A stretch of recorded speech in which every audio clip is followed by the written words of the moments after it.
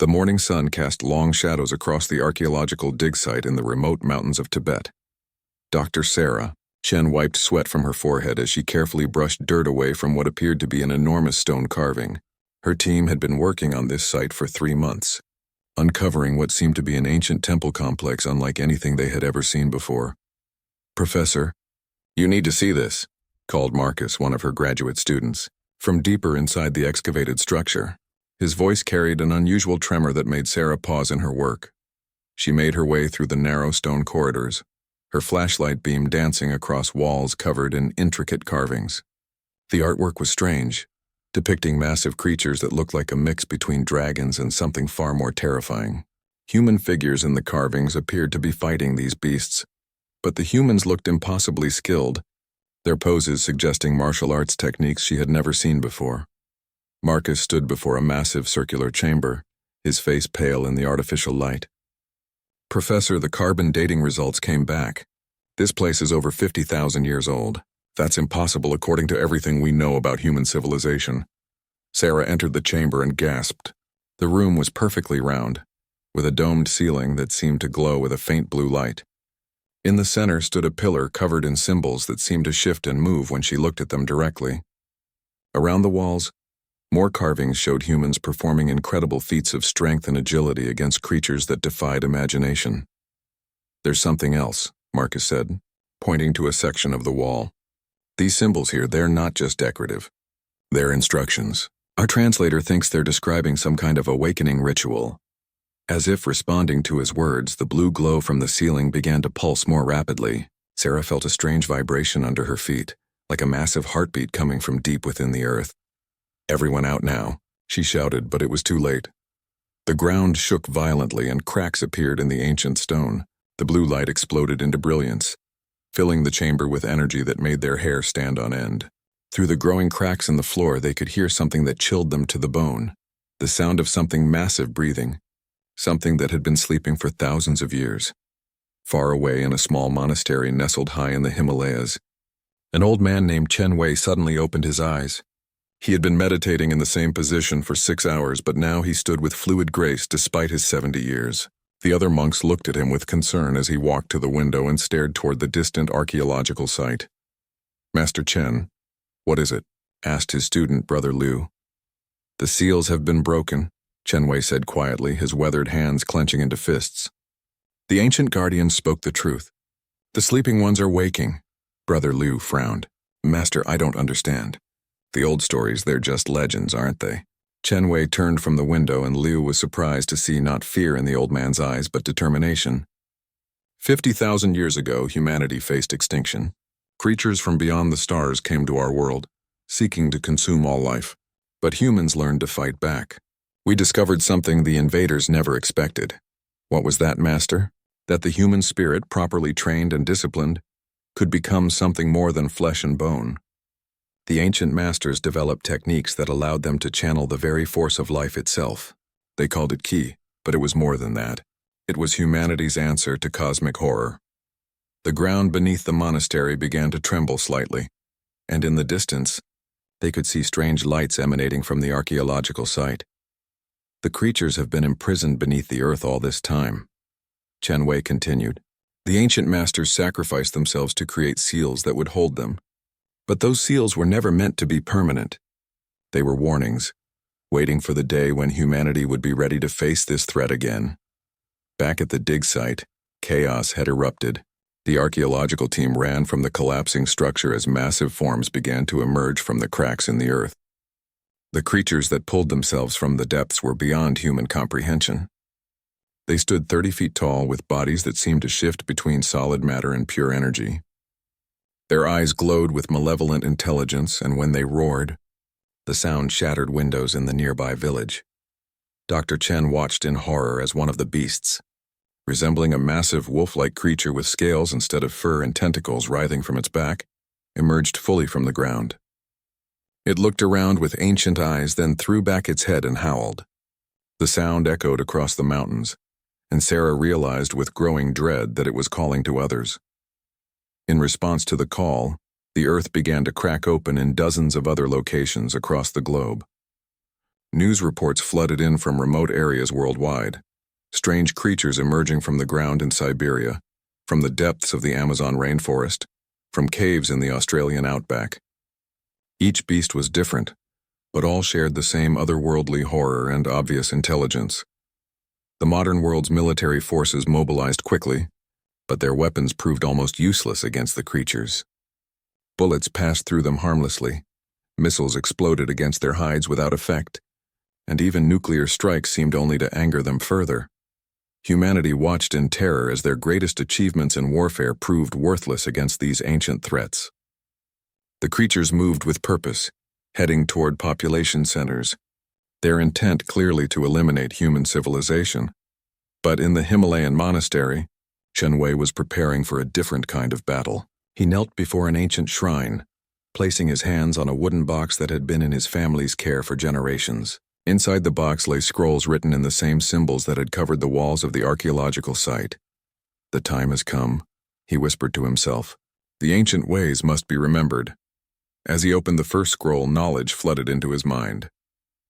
Techniques that had been lost for millennia, fighting styles that could channel human willpower into physical force, methods of training that could push the human body and spirit beyond all known limits. The old master smiled grimly. The ancient beasts had awakened, but they had made one crucial mistake. They had underestimated what humanity could become when pushed to its absolute limit. The war for Earth's survival was about to begin, and this time, humans would fight with weapons the creatures had thought were lost forever. In the distance, another beast emerged from the earth, and Chen Wei began his preparations to meet humanity's greatest challenge. The emergency meeting at the United Nations headquarters in New York had been called within hours of the first beast emerging from the Tibetan dig site. Representatives from every major nation sat in stunned silence as they watched satellite footage of the creatures spreading across the globe. General Harrison of the U.S. military stood at the podium, his face grim as he delivered the devastating report. "Ladies and gentlemen, in the past 48 hours, we have confirmed sightings of these entities in 37 countries. Our conventional weapons have proven completely ineffective. Nuclear strikes in remote areas have shown minimal impact, and the environmental consequences make this option unviable near populated areas." The Russian delegate leaned forward. "What about our most advanced weaponry? Surely our particle beam weapons or electromagnetic pulse devices could affect these creatures." General Harrison shook his head. "We've tried everything in our arsenal. These beings appear to exist partially outside our physical laws. They can become intangible at will, making most energy weapons pass through them harmlessly. Yet they can interact with our world whenever they choose, causing massive destruction." On the massive screens around the assembly hall, footage played of a creature in the Amazon rainforest. It stood 40 feet tall, resembling a massive insect with crystalline wings and dozens of writhing tentacles. The beast moved through the forest, and wherever it stepped, the vegetation withered and died instantly. When Brazilian military helicopters engaged it, the creature simply phased through their missiles, then solidified to swat the aircraft from the sky with casual ease. Dr. Elena Vasquez, the world's leading expert in quantum physics, stood to address the assembly. "Based on our preliminary analysis, these entities seem to exist in multiple dimensions simultaneously. They can shift their quantum state to avoid physical interaction when attacked, but maintain enough presence in our dimension to affect matter around them." The Chinese representative raised her hand. "Dr. Vasquez, is there any theoretical way to combat beings with such abilities?" Before she could answer, an aide rushed into the hall and whispered urgently in General Harrison's ear. The general's eyes widened, and he approached the microphone again. "Ladies and gentlemen, we've just received footage from Tibet that you need to see immediately."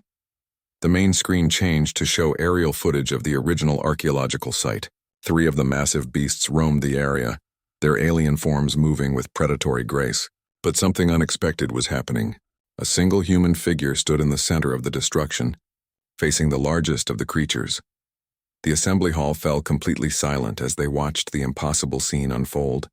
The figure was an elderly Asian man in simple robes, standing perfectly still as one of the beasts. A creature resembling a massive serpent with multiple heads approached him. The creature was easily 60 feet long, its scales gleaming with an otherworldly light. Its multiple heads weaved hypnotically as it prepared to strike. "Zoom in on the human," General Harrison ordered. The camera focused on the old man, and the delegates gasped. Despite facing certain death, his face showed no fear, only calm determination. As the beast lunged forward with incredible speed, the man moved. What happened next defied everything the observers thought they knew about human capability. The old man didn't run or dodge. Instead, he stepped forward to meet the attack, his hands moving in precise patterns that seemed to blur with speed. When the creature's massive head struck where he had been standing, he was already elsewhere, having moved faster than the camera could properly track. The beast's other head snapped toward him, but the man's movements were like water flowing around obstacles. He flowed between the striking heads, his hands now glowing with a soft blue light that was barely visible on the recording. "What is that light?" whispered the German delegate. Dr. Vasquez leaned forward, studying the footage intently. "I don't know, but look at the quantum readings from the area. There's a massive energy spike centered on that human." On screen, the old man suddenly planted his feet and thrust both palms forward toward the massive serpent's central body. The blue light around his hands flared brilliantly, and the effect was immediate and shocking.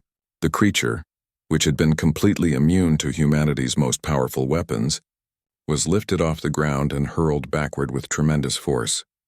The serpent crashed into a rocky cliff face with such impact that the entire mountain shook. For a moment, the beast lay still, and the assembly hall held its collective breath.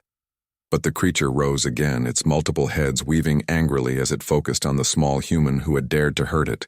This time, all three heads struck simultaneously, moving so fast they became blurs. The old man's response was even more incredible than before.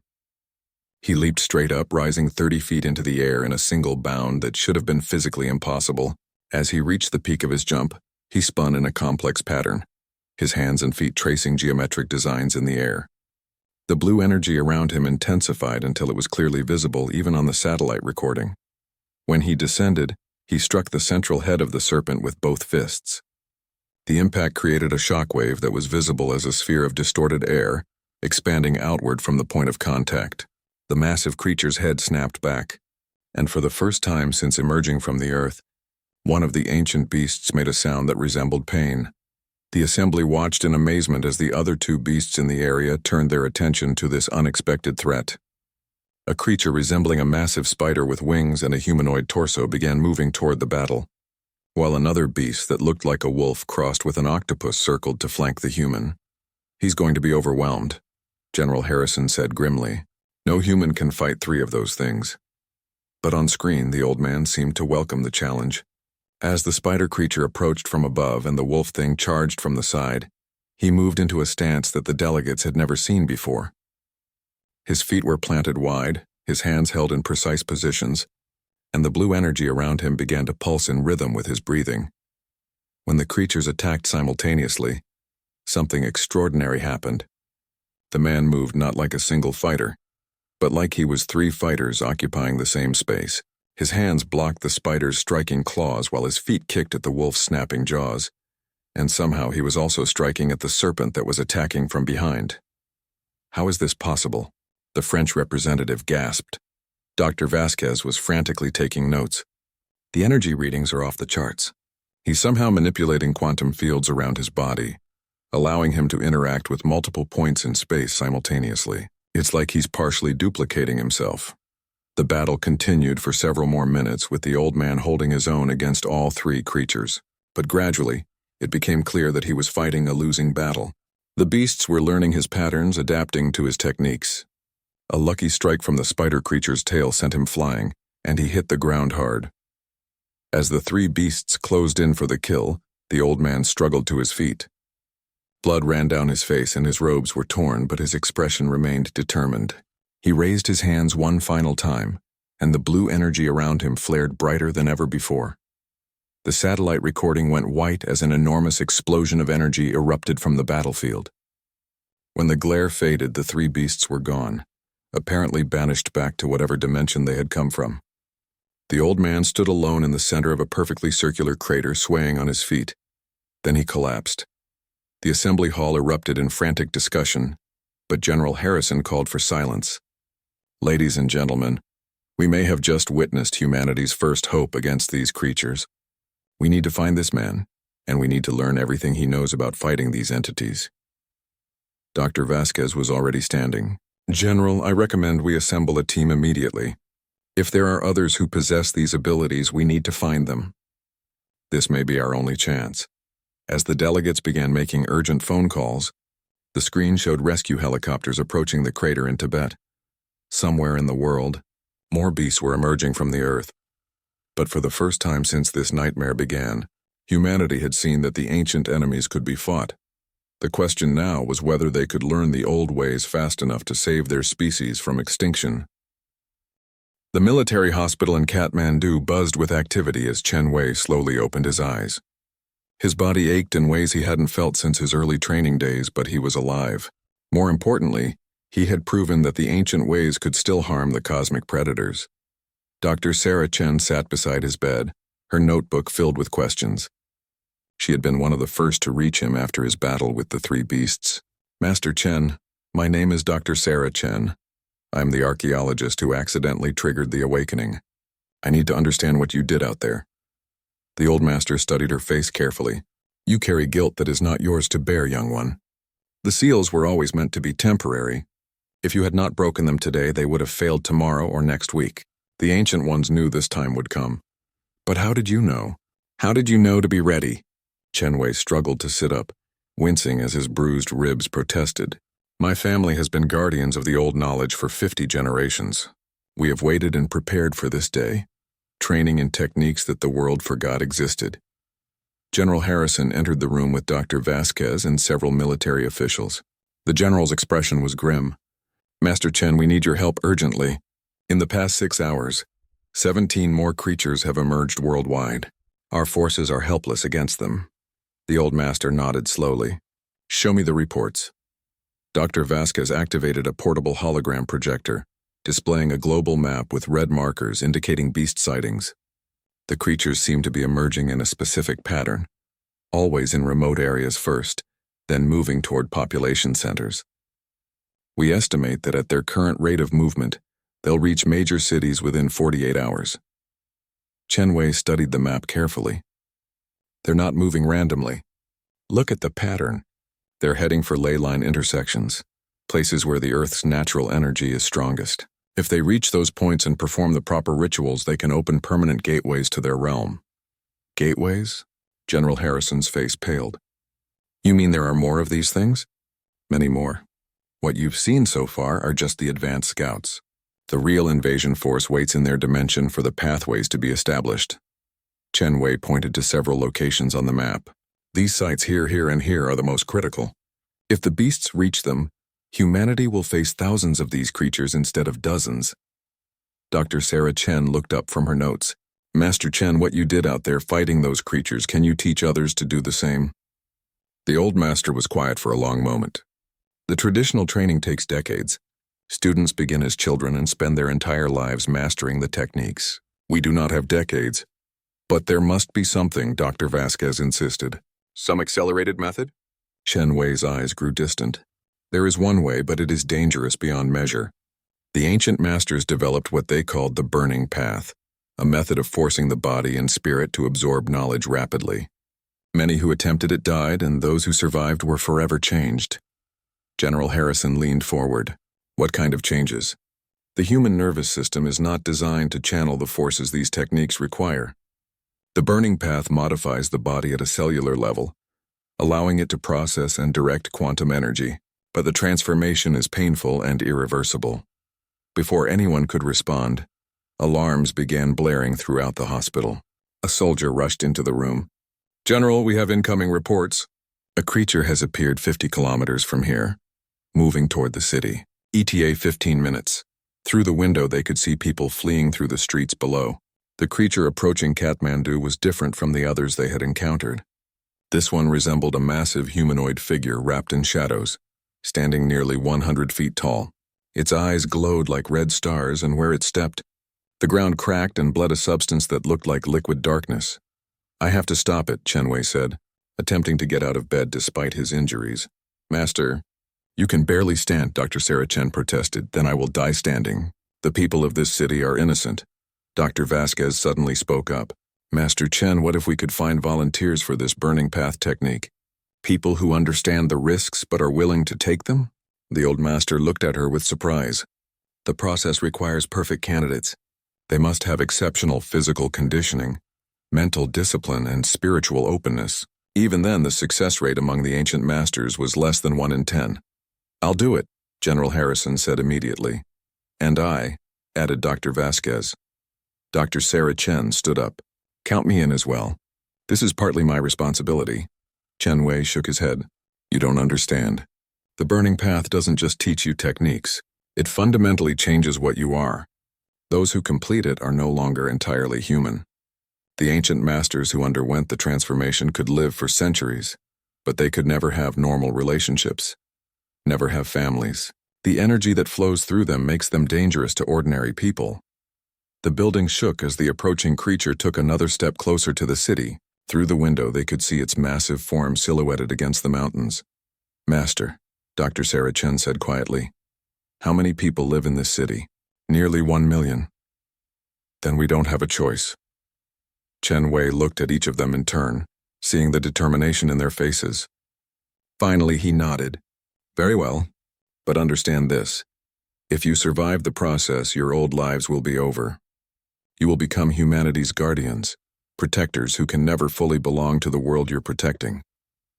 "How long does the transformation take?" General Harrison asked. 6 hours for the basic process. But there is something else you must know. The technique I'm about to teach you is not just about fighting these creatures. It's about becoming something they cannot predict or counter. Humanity's greatest strength has always been our adaptability, our refusal to accept defeat even when facing impossible odds. The old master stood slowly, his body radiating a faint blue glow as he drew upon his inner energy. The ancient masters discovered that human consciousness, when properly trained and focused, can affect reality at the quantum level. We can become living weapons against cosmic horror because we refuse to accept that some things are impossible. Dr. Vasquez was taking rapid notes. "You're talking about using willpower as a physical force. More than that. The creatures you've seen operate by fixed laws in their dimension. They cannot comprehend a species that can rewrite the rules of physics through sheer determination. That is why the ancient masters were able to defeat them before and why we can do so again." Another massive footstep shook the building, this one much closer. Through the window they could see the shadow creature's towering form approaching the outskirts of the city. "Begin the preparation immediately," General Harrison ordered. "Whatever it takes." Chen Wei nodded gravely. "Then let us begin. But first you must understand what you are choosing to become. The burning path will make you faster than any human has ever been, stronger than any creature has ever expected, and capable of techniques that will seem like magic to those who cannot understand them." He paused, looking each volunteer in the eye. "But most importantly, it will make you unbreakable. No matter what horrors you face, no matter how impossible the odds, you will find a way to keep fighting. That is the true power of humanity, and it is what these ancient enemies have never learned to counter." As the shadow creature approached the city limits, Chen Wei began the most dangerous teaching of his life. Knowing that the survival of humanity might depend on whether these brave souls could successfully walk the burning path before the monster reached the innocent people below. The hospital's basement had been hastily cleared and converted into a makeshift training chamber. Ancient symbols drawn in chalk according to Chen Wei's instructions covered every surface. The old master moved with surprising energy despite his injuries, his hands tracing patterns in the air as he prepared the ritual space. Dr. Sarah Chen, General Harrison, and Dr. Vasquez lay on simple mats, having stripped down to basic clothing as instructed. Their faces showed determination mixed with very reasonable fear. "Listen carefully," Chen Wei said, his voice taking on a formal tone that suggested centuries of tradition behind his words. "The burning path will feel like dying. Your body will reject the changes, your mind will scream that what is happening is impossible, and your spirit will be stretched beyond all normal limits. You must not fight the process, but you must also not surrender to it completely." Above them, the building continued to shake as the shadow creature approached Kathmandu. News reports on a small radio painted a grim picture, military units fleeing in terror, their weapons useless against the approaching entity. "How will we know if it's working?" Dr. Vasquez asked. "You will know," Chen Wei replied grimly. "The first stage involves cellular reconstruction. Your nervous system will be rewired to channel quantum energy directly. This will be extremely painful. He placed his hands on Dr. Sarah Chen's forehead. You were the one who inadvertently awakened them. Perhaps it is fitting that you should be the first to undergo the transformation. The moment his hands made contact, Sarah's eyes went wide. She gasped as energy began flowing through her body, and her back arched as every nerve ending caught fire. But this wasn't ordinary pain. It felt like her very atoms were being rearranged. Don't fight it, Chen Wei instructed.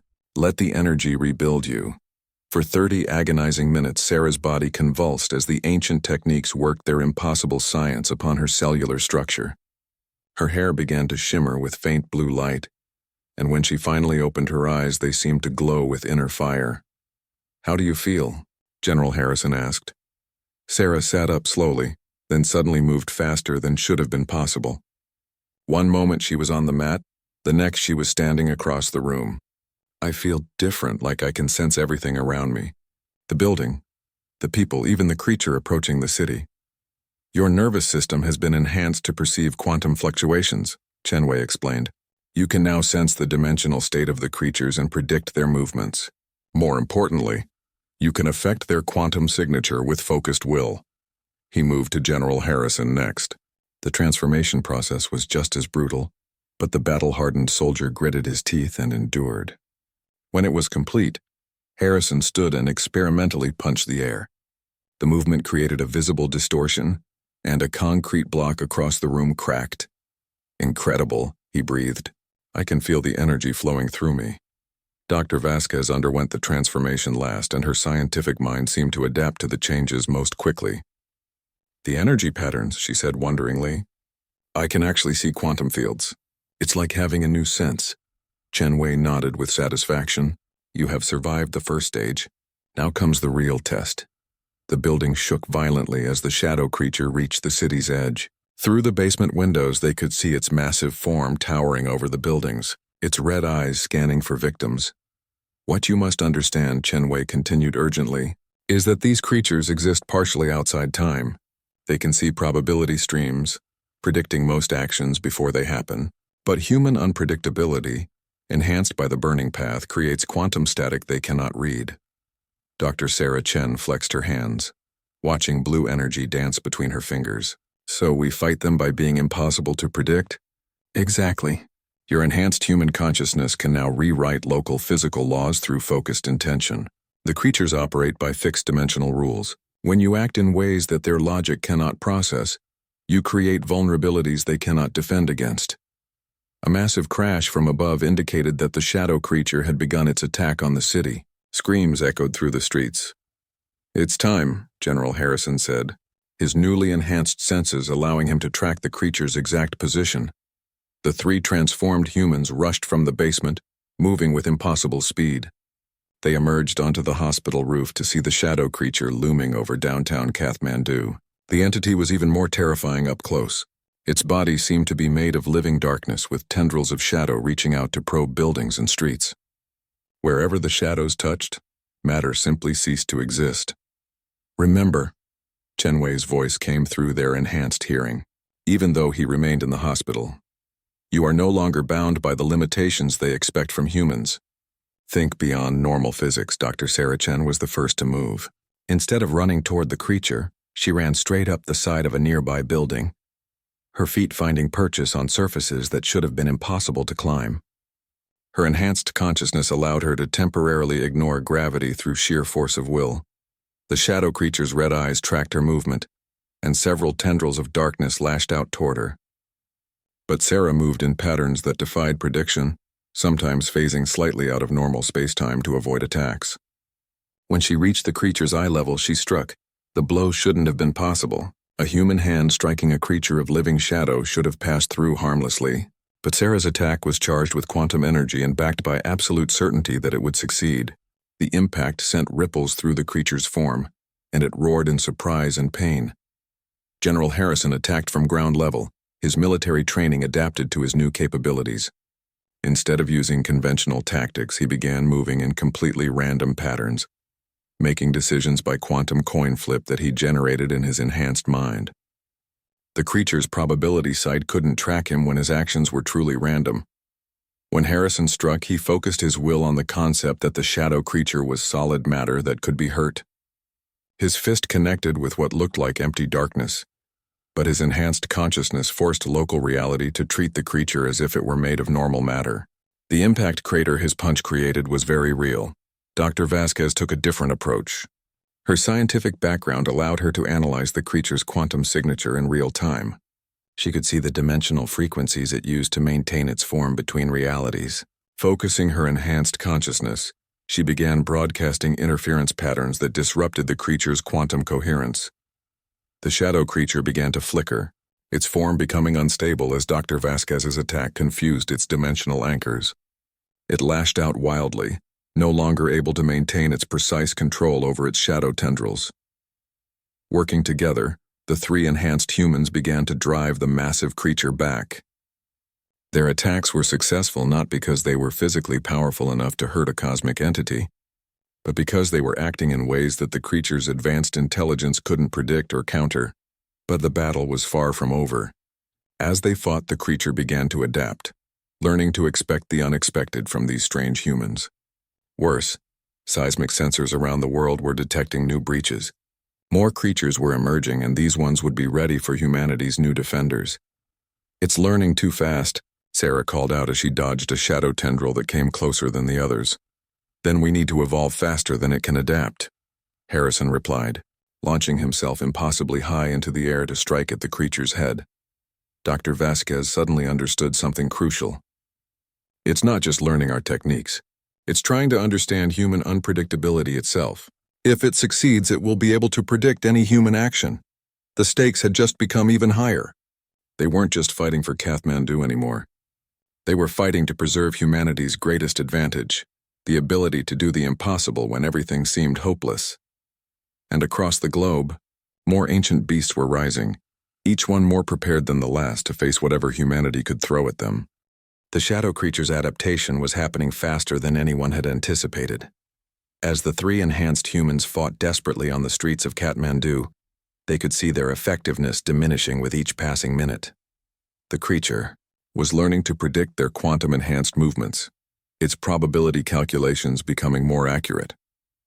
"We're losing the advantage," Dr. Sarah Chen gasped, barely avoiding a shadow tendril that seemed to anticipate exactly where she would dodge. General Harrison landed heavily after another failed attack. "It's like fighting an opponent who can read our minds." From the hospital, Chen Wei's voice reached them through their enhanced senses. "There is one more technique, but it requires perfect synchronization. The ancient masters called it the unity strike. Three minds, acting as one, creating a quantum resonance that cannot be predicted because it doesn't follow individual thought patterns." Dr. Vasquez, still broadcasting interference patterns that kept the creature partially destabilized, understood immediately. "We need to link our enhanced consciousness together, create a group mind that thinks as one entity." "How?" Sarah asked, rolling under another shadow attack. "Trust," Harrison said simply. "Complete trust in each other. No individual will, no personal fear, just unified purpose." The three enhanced humans moved closer together, standing in a triangle formation as the massive shadow creature loomed over them. Its red eyes burned with alien intelligence as it prepared what looked like a final attack. "Clear your minds," Dr. Vasquez instructed. "Don't think about what you're doing. Just feel what we're doing." The moment their enhanced consciousness touched, something extraordinary happened. Their individual thoughts merged into something greater than the sum of its parts. They could feel each other's knowledge, experience, and determination flowing together into a unified awareness. The shadow creature struck with every tendril simultaneously, an attack that should have been impossible to survive. But the three as one moved with perfect coordination, each body flowing in harmony with the others. They didn't dodge the attack so much as dance through it, their movements becoming a form of martial arts that had never existed before. When they struck back, their combined will focused on a single concept. The shadow creature was an intruder in this reality, and reality itself would reject it. The unity strike wasn't just a physical attack, but a quantum command that temporarily overwrote local physics. The effect was devastating. The creature's form began to unravel as their combined consciousness forced it to become incompatible with Earth's dimensional space. With a roar that shattered windows throughout the city, the shadow entity was pulled back into whatever realm it had come from. The three humans collapsed as their minds separated, the intense connection leaving them drained. But they had won, and more importantly, they had learned something crucial about fighting these creatures. However, their victory was short-lived. Chen Wei emerged from the hospital, his face grave as he studied satellite feeds on a portable device. 43 more creatures have emerged worldwide. They're all moving toward major population centers, and they'll arrive within hours. We can't be everywhere at once, General Harrison said, struggling to his feet. No, Chen Wei agreed. But you can teach others. The burning path transformation you underwent creates a quantum signature that can be transmitted to prepared individuals. You can begin creating more defenders. Dr. Vasquez was already thinking ahead. We'll need a global network, enhanced humans stationed at every major ley line intersection, ready to stop the creatures from opening permanent gateways. But who would volunteer for this transformation, knowing what it costs?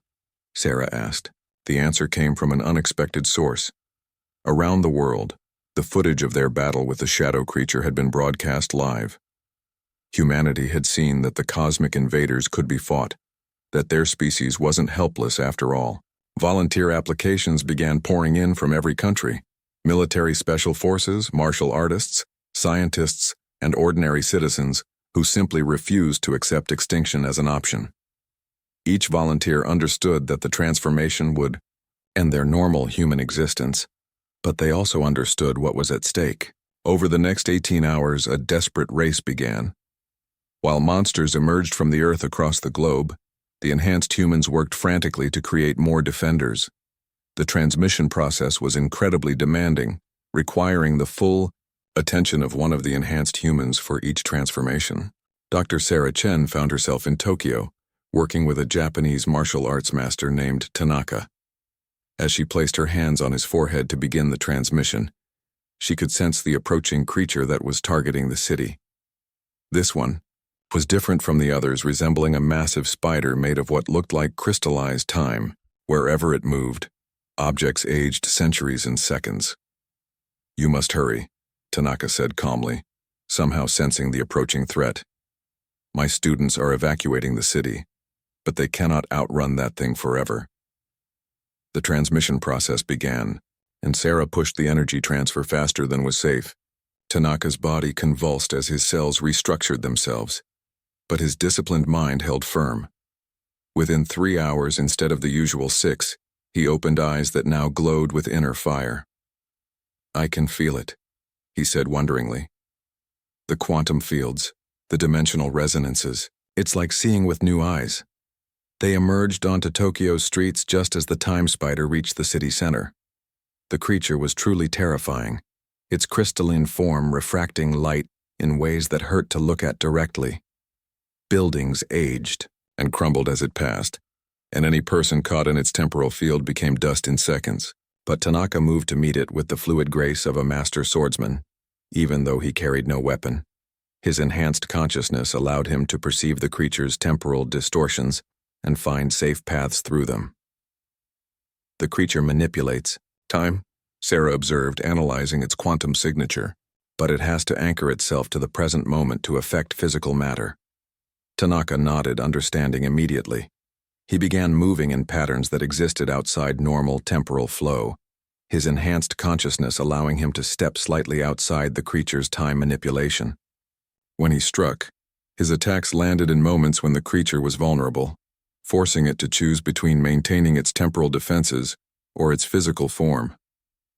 Meanwhile, General Harrison was in Moscow, working with a team of Russian Spetsnaz operatives.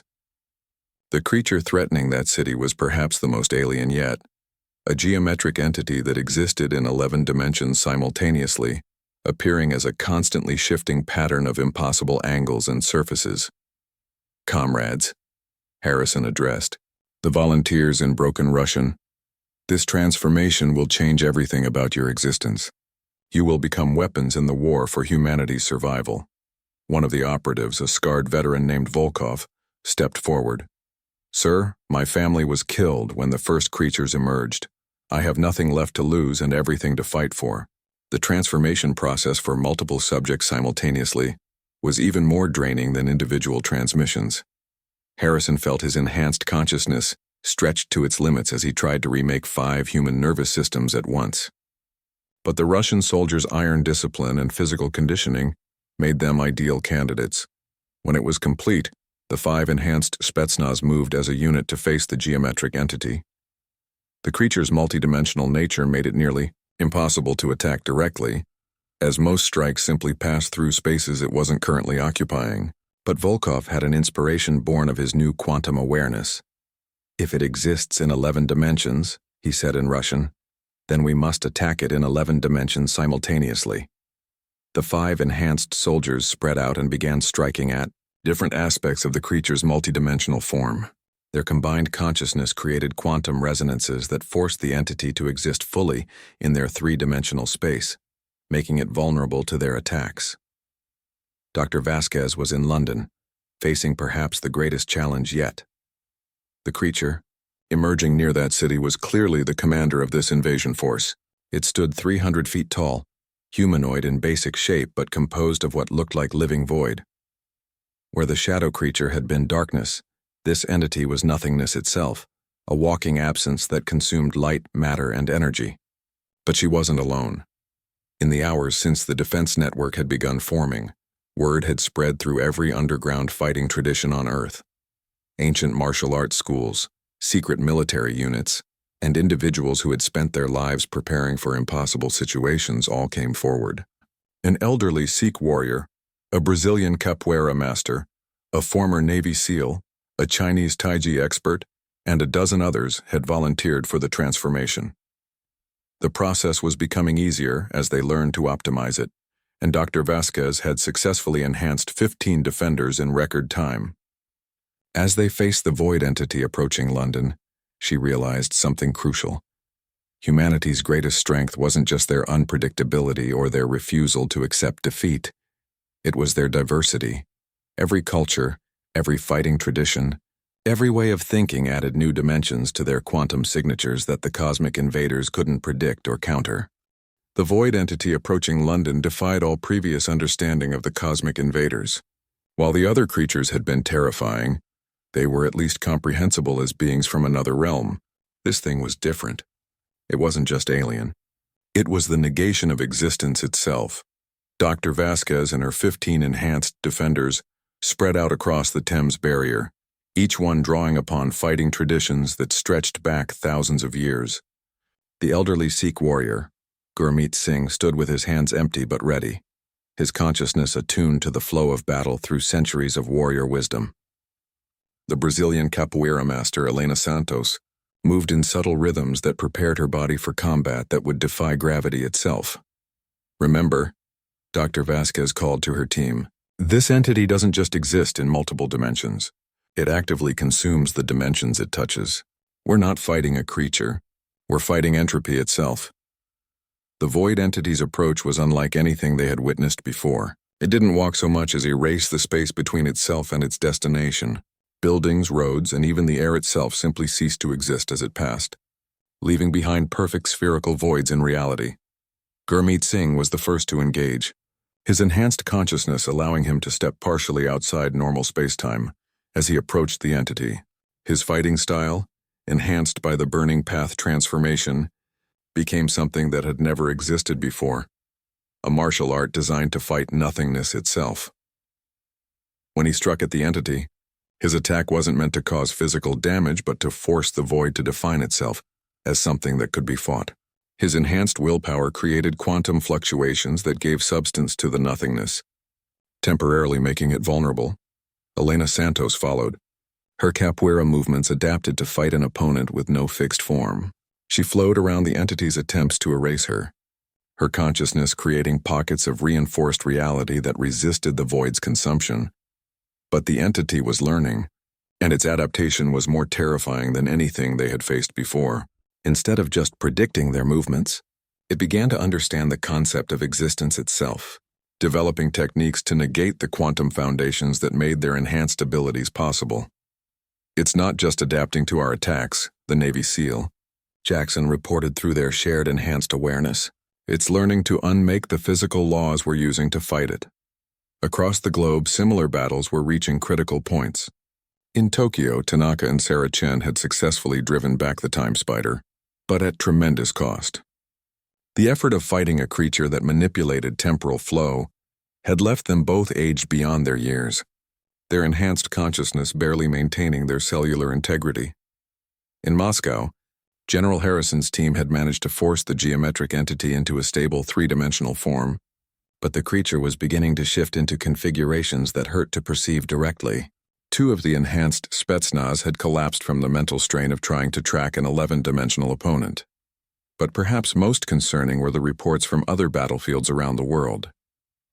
The enhanced humans were winning individual battles, but each victory came at enormous cost, and the creatures were sharing information through some kind of quantum link. Each beast they fought became more effective against enhanced human tactics. Chen Wei, monitoring the global situation from a command center hastily established in Geneva, saw the pattern emerging. They're not trying to win through brute force, he realized. They're studying us. Each battle teaches them more about human enhancement techniques. Dr. Elena Rodriguez, a quantum physicist who had joined the command team, looked up from her analysis displays. Master Chen, I think they're preparing for something bigger. The energy readings from all the battle sites are increasing, but not from the creature's attacks.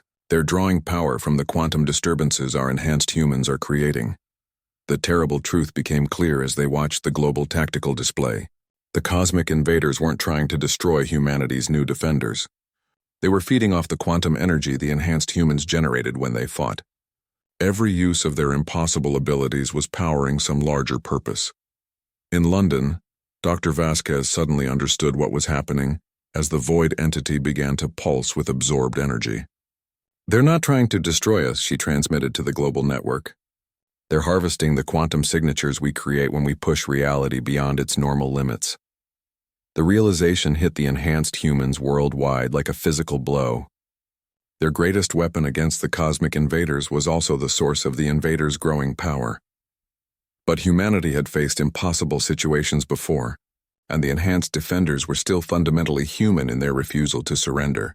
In London, Dr. Vasquez made a decision that would have seemed insane to anyone not enhanced by the burning path.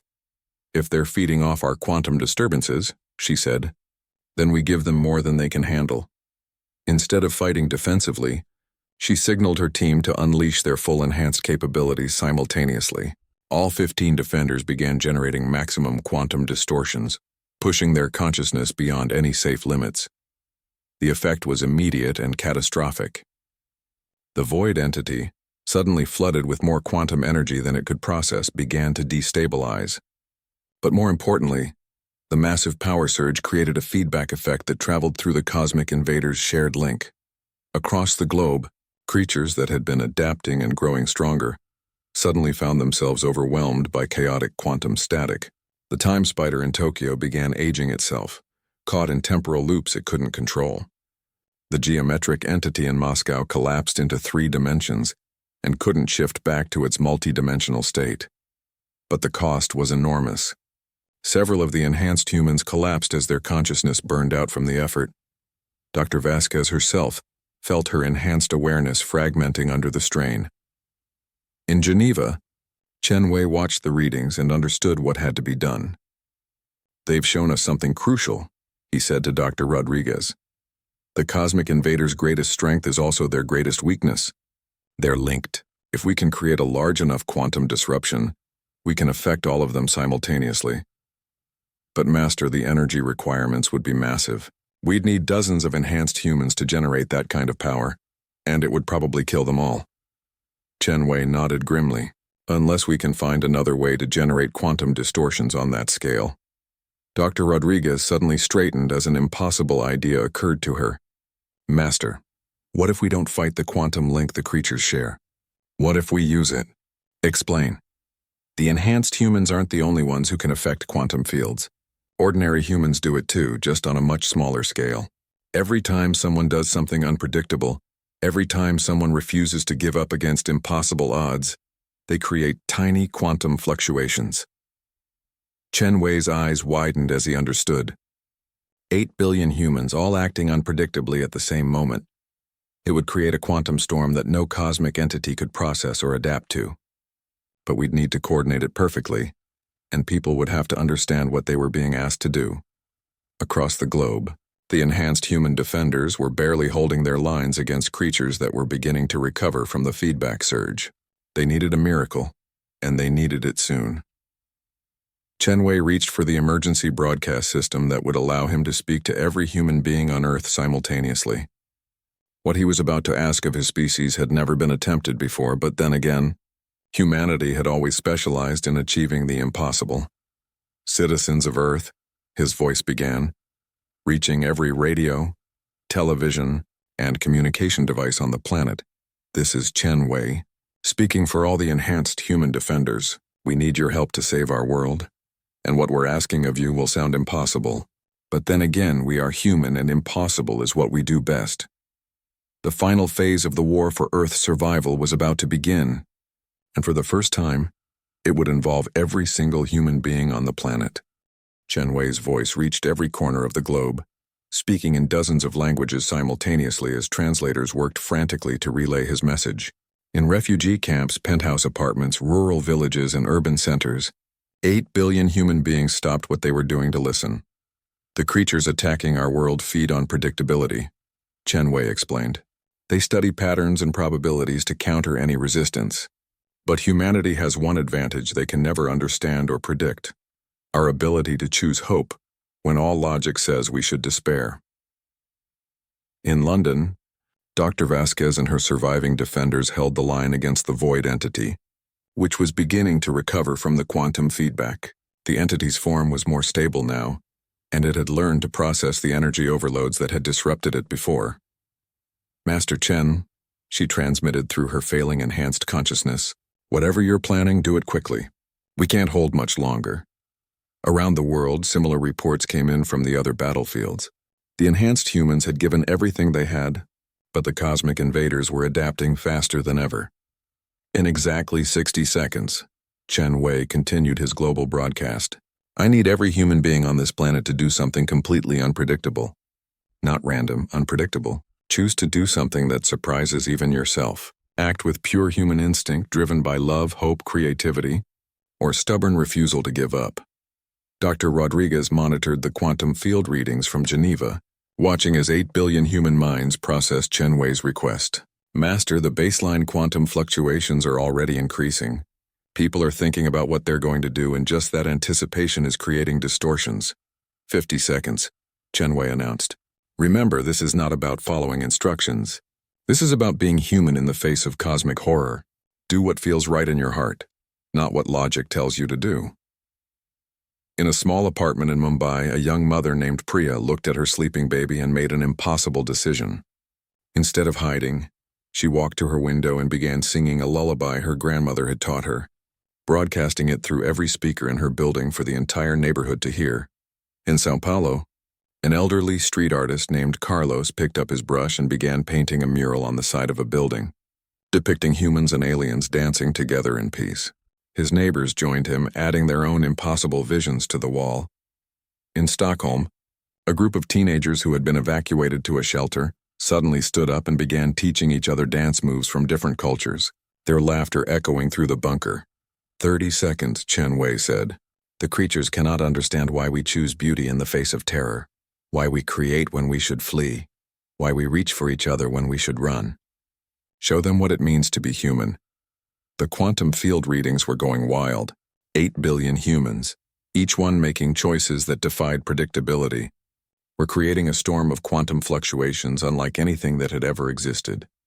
In Tokyo, as Tanaka and Sarah Chen barely held back the time spider, something extraordinary happened. Children in the evacuation centers began drawing pictures of the monsters being defeated by stick-figure heroes. Their innocent certainty that good would triumph over evil created quantum ripples that actually strengthened the enhanced defenders. 10 seconds, Chen Wei announced. Whatever you choose to do, do it with absolute conviction that humanity will survive this day. Do it because you refuse to let fear win. Do it because we are human and that means something. At 0, 8 billion human beings acted on pure instinct and hope. A businessman in New York suddenly started breakdancing in the middle of an evacuation shelter.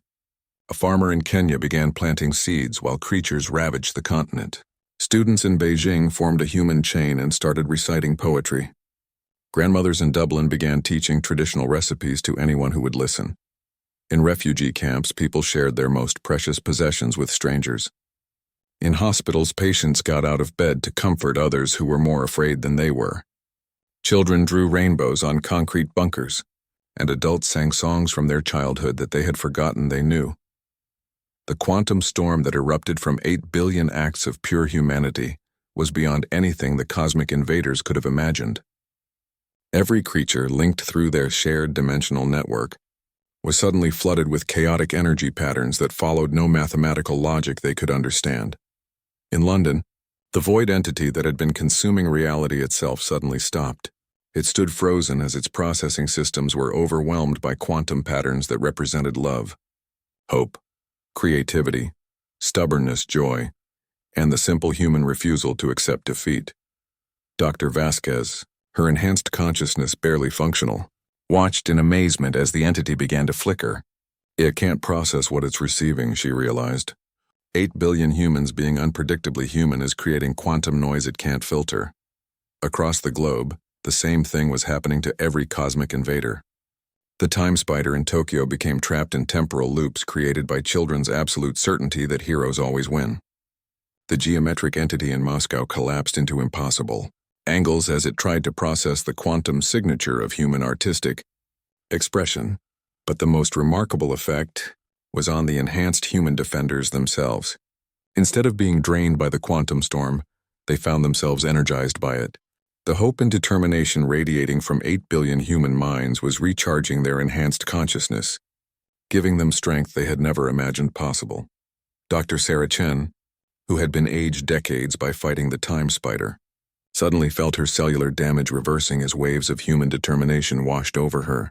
General Harrison's team in Moscow found their consciousness expanding, allowing them to perceive and attack the geometric entity in ways they had never conceived.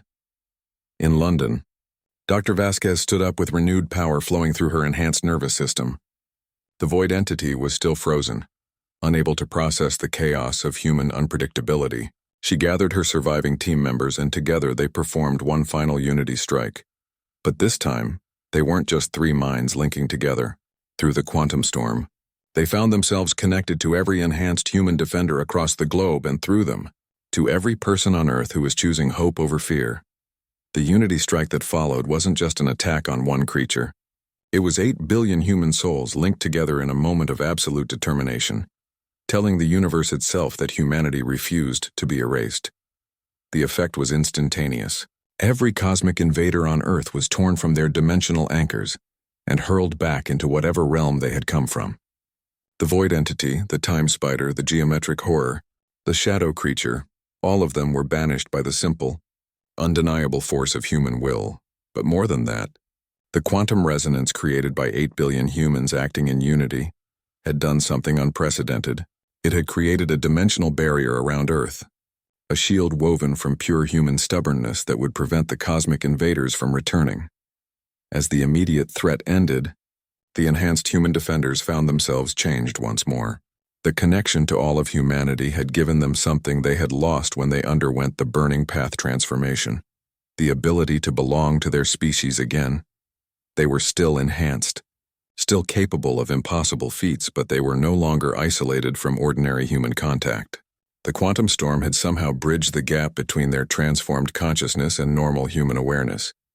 In the days that followed, as the world began to rebuild, a new understanding emerged. Humanity had not won through superior technology or individual heroics. They had won by being themselves, unpredictable, stubborn, creative, hopeful, and absolutely refusing to accept defeat even when facing cosmic horror. Dr. Sarah Chen, back at her archaeological site in Tibet, smiled as she looked at the ancient carvings that had started everything. The artwork now made perfect sense. 50,000 years ago, humans had faced the same threat and won the same way, not through perfect technique or overwhelming power, but through the simple human refusal to surrender. Chen Wei, restored to his monastery in the Himalayas, prepared new students in the ancient ways. But now the techniques were different. Instead of isolated masters guarding secret knowledge, the entire human species had become part of the defense network. Every act of human creativity, every choice to hope instead of despair, every stubborn refusal to give up contributed to the dimensional barrier that protected Earth. The cosmic invaders still existed somewhere in the vast universe, perhaps plotting their return. But they would face the same truth that had defeated them twice. Humanity's greatest weapon wasn't technology or enhanced abilities. It was the simple, inexplicable fact that humans, when faced with impossible odds, consistently chose to do impossible things. 8 billion people had proved that day that being human meant something the universe had never seen before.